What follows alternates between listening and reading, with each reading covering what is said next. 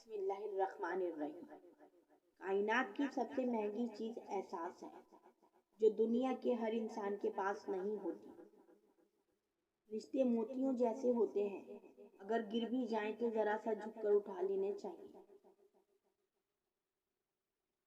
غصے کے وقت تھوڑا رک جائیں اور غلطی کے وقت تھوڑا جھک جائیں، زندگی آسان ہو جائے گی۔ دھوکے باز، بخیل اور احسان جتانے والا جنت میں نہ جا سکے گا۔ مسلمانوں، ایک دوسرے کو تحفہ بھیجا کرو، کیونکہ اس سے کینہ دور ہوتا ہے۔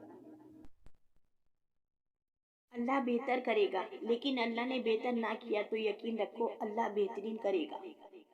جب تمہاری مشکلات حد سے بڑھنے لگیں تو سمجھ لو اللہ تمہیں کوئی بلند مقام دینے والا ہے۔ جو زندگی گزر گئی اس پر تیرا شکر ادا کرتے ہیں، جو زندگی باقی رہ گئی اس پر تیری رحمت کے طلبگار ہیں۔ ہم سب پر اپنی رحمت کے دروازے کھول دے، آمین۔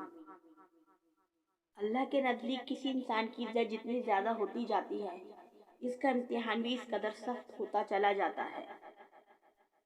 بہترین فیصلہ چاہتے ہو تو سب اللہ پاک پر چھوڑ دو۔ خیرات مت روکو، ورنہ تیرا رزق بھی روک دیا جائے گا۔ گننے نہ لگ جانا، ورنہ اللہ تعالیٰ تجھے بھی گن گن کر دے گا۔ انسان کا مقدر اتنی بار بدلتا ہے جتنی بار اللہ سے رجوع کرتا ہے۔ شکست کھانا بری بات نہیں، شکست کھا کر ہمت ہار جانا بری بات ہے۔